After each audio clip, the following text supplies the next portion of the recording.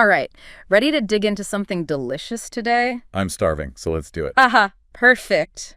Today we're serving up a deep dive on opening a restaurant, specifically in Florida. Ah, the Sunshine State. Home Mhm. to amazing beaches and, well, a whole lot of restaurants. Exactly. We're going to be looking at a guide from Menuvio, an online menu company. They put together this awesome resource on the biggest mistakes new restaurant owners make. And, since our listener is planning on setting up shop in Florida, This is going to be extra relevant. totally, we want to help them avoid those common pitfalls and really set them up for success. So let's jump right in. Okay, let's do it. First things first, the legal side of things. Uh-oh, the not-so-fun part. I know, but it's got to be done. And, Florida, they don't play around when it comes to regulations. Oh, yeah, I've heard stories. What's the deal there? Well, the guide makes it clear you've got your standard business license, of course. Right, that's pretty much everywhere. But then, on top of that, you've got the food service license. This one comes from the DBPR, the Department of Business and Professional Regulation, if you want to get official. Ah, the DBPR. They keep things interesting, And hold on, if you're thinking of serving any alcohol, which, let's face it, most restaurants are. get ready for the liquor license process. And that's a whole other beast.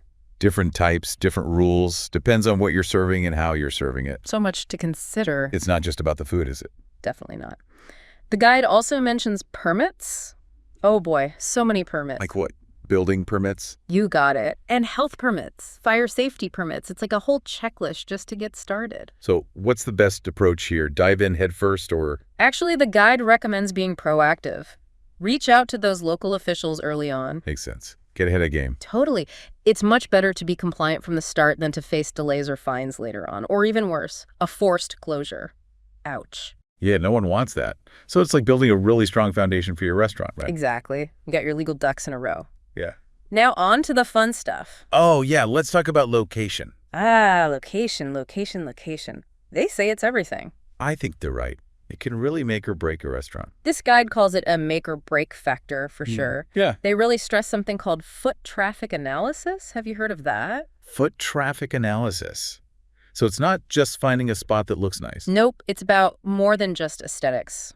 You got to go there, observe the flow of people at different times, different days. Okay, so like peak hours, lunchtime rushes, all that. Exactly. You're not just looking at the space itself, you're looking at potential customer traffic, like scouting out the best fishing spot, right? I like that analogy. So besides foot traffic, what else is important location-wise?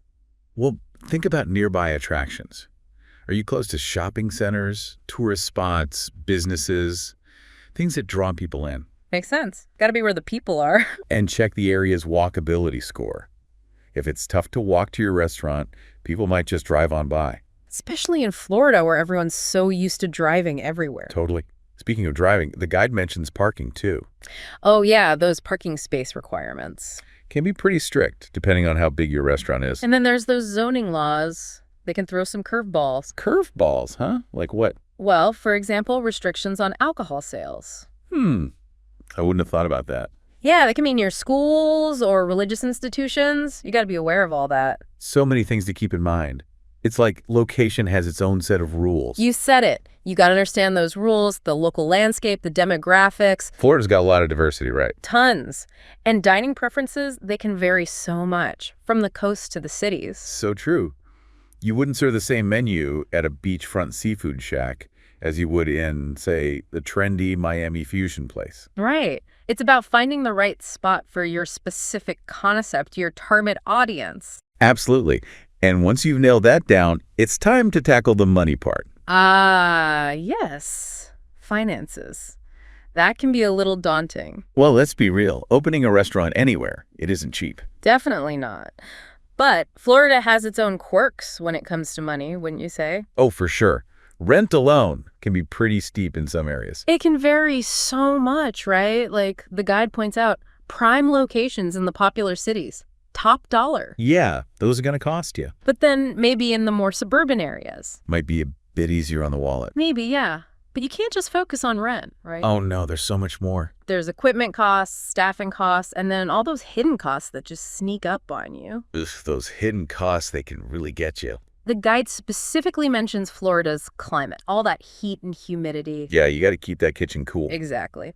And that means high energy bills And those permits and inspections we talked about. Oh, right. Those come with fees, too. They do. Recurring fees on top of everything else. So it's not just about having enough to open the doors. You have some cushion, some breathing room. Exactly. The guide recommends having like 3 to 6 months of operating expenses saved up. It's a lot, but it makes sense, right? It does. Rent, payroll, utilities, the whole shebang. And they also suggest getting a line of credit. Especially in Florida, with all the ups and downs of tourism. It's like a financial safety net. You don't want to fall flat if things get a little bumpy. Good advice. So we've got our legalities, our location, and our finances sorted. What's next? Well, before you even think about your menu, there's something crucial you can't skip. Ooh, lay it on me. What is it? Market research. Market research. Sounds a little intense. It's like detective work for the culinary world. You gotta understand the food scene before you dive in. Okay, I'm intrigued. Tell me more. It's all about knowing the culinary landscape, right? What's hot, what's not, who's your ideal diner. You got to know what people are craving before you even start cooking. Exactly. Are they looking for farm to table? Quick, casual bites? Or something a little fancier? The guide really pushes identifying those trends. Trends, got it. So it's not one size fits all in Florida. Definitely not. You know, such diverse demographics here. What works in a beach town might totally flop downtown. Makes sense. Give me an example. Well, think about it. Coastal areas versus urban centers by the beach. You might have more retirees, tourists looking for those casual seafood spots. Oh, yeah, those are classics. But then a place like Miami, younger crowd, maybe looking for trendier stuff, international flavors. Totally different vibe. Right. So it's about tailoring your menu, your whole approach to the neighborhood. Like catering to the local taste buds. Love it. Now, what about competition? Oh, that's a big one. Got to know who your rivals are. Scope out the other restaurants in the area. Exactly. What are they doing well? What's missing? Right. What gap can you fill? So you could find an opportunity, like maybe there's a demand for vegan food, but no one's doing it well. Right. Or maybe a new type of cuisine that no one's even thought of bringing to the area. That's market research gold. It's like checking out the competition's cookbook before you write your own. Now, the guide also mentions digital marketing.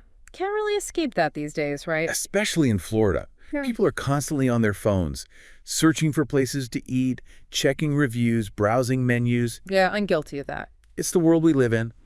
And the guide really dives into SEO, search engine optimization. SEO, yeah. Make sure your restaurant pops up online. Right. When hungry customers are searching, think about those keywords. Keywords like what? Best pizza. Well, it depends on what you're serving.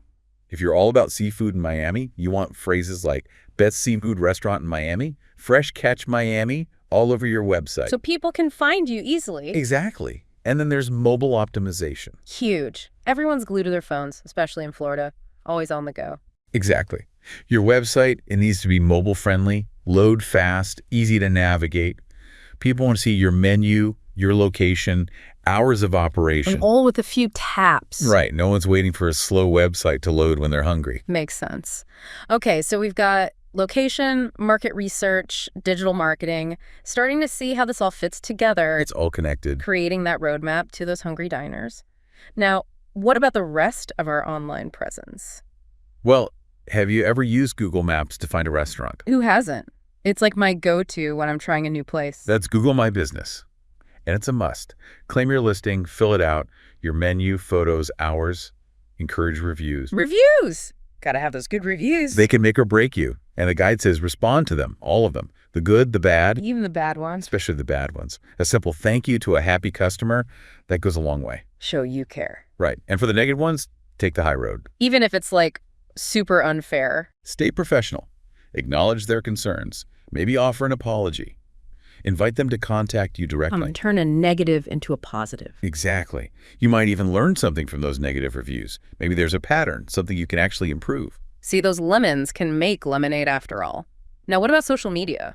Oh, that's a whole world. Instagram especially. Showcase those drool-worthy food photos. Right. Behind-the-scenes stuff. Happy customers enjoying their meals. It's all visual storytelling. And those location-specific hashtags? Got to use those. Miami Eats, Orlando Foodie. Let people know where to find you. Hashtag Game Strong. And remember, it's not just about posting pretty pictures. Engage with your followers. Respond to comments. Run contests. Keep it interactive. Exactly. Okay, so we've covered location scouting, finances, market research, digital marketing. Feeling overwhelmed yet? Just a little, but it's all starting to make sense. Good. Now, before you even design that menu or hire anyone, we need to talk about something big. Branding. Branding. That's a word you hear everywhere these days. It's about creating an identity for your restaurant. Something unique, something that tells a story. So more than just a catchy name. Way more. It's the personality of your restaurant. Are you casual, family-friendly, fancy, focused on sustainability? Giving it a soul, almost. Exactly. And it's got to align with your target audience. Think about it. A beachfront seafood shack, that's a totally different vibe than a high-end steakhouse downtown. So different. And every detail matters. The menu design, the music, the uniforms, it all reinforces that brand identity. It's an experience, not just a meal. What about the visuals, like the logo? Oh, that's just the start. Signage, colors, menu design, even what the staff wears, it all needs to be cohesive. Then the interior design too, right? Of course. Rustic Italian trattoria, exposed brick, warm lighting, modern Asian fusion, sleek, minimalist. It's all about the brand. It all ties together. And remember, it's not just what you see. The customer experience has to match the promise. If you're family friendly, you better have high chairs, a kids menu, staff that loves kids. Walk the walk, right? Exactly. Consistency is key. Every touch point, from the moment they walk in to the moment they leave, it should reinforce that brand identity. It's all about telling a story that people buy into, literally and figuratively. Okay, now what about the people who actually make all this happen? Staffing. That's a whole other challenge, especially in Florida with all the competition. The guide really stresses finding the right people. Finding those rock stars who'll make your restaurant shine. Exactly. But it's not just about filling positions. It's about building a team, people who fit your culture, your brand. Who are invested in your success. What about training? Super important. You need a structured program, cover everything. Customer service, food handling, all of it. You want your staff confident, knowledgeable. Empowered to deliver that amazing dining experience. Right. And of course, Florida has its own labor laws. You got to be on top of those. Makes sense. Keep everything above board. What about keeping those amazing employees once you've found them? Retaining talent, that's huge. Competitive pay and benefits, positive environment, opportunities for growth. You want them to feel valued. Happy employees, happy customers. It's all connected. Speaking of customers, let's talk about that menu. Yes. The heart of the restaurant. What are some common menu mistakes, especially in Florida with all those different tastes? One big one is neglecting menu engineering. It's not just listing your dishes, it's strategic. Highlight those high-profit items. Influence customer choices. Menu engineering. Sounds like there's a whole science to this. There is. Think about placement.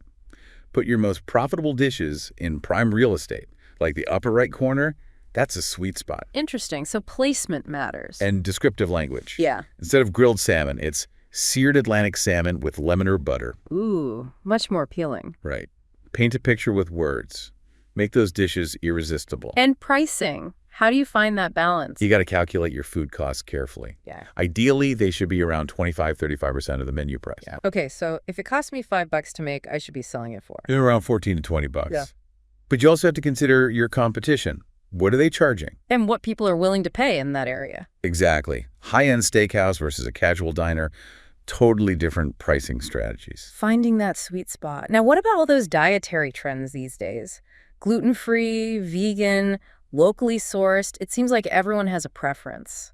It's true. Florida is so diverse, and the guide really stresses offering options. Clearly label them on the menu. Make it easy for people to find what they're looking for. Right. And what about online menus? Those are pretty standard now, right? Yeah, you see them everywhere. They got to be just as well designed as your printed ones. Easy to navigate, mobile-friendly, visually appealing, and keep them updated. Can't forget about those online diners. Okay, so we've got our menus sorted, our staff trained, our branding on point. What's the final ingredient? Feedback, don't underestimate it. Reviews, comments, all that. Exactly. It can tell you what you're doing right, what you can improve. Those online reviews can be brutal, though. How do you deal with the negative ones? Respond to all of them, positive and negative, timely and professional. Even when you want to scream at the screen. Resist that urge. Take a deep breath. Acknowledge their concerns.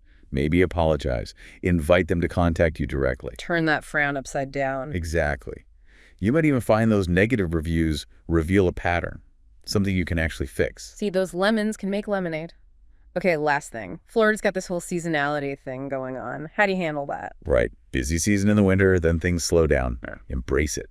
Adapt to it. Ride the wave.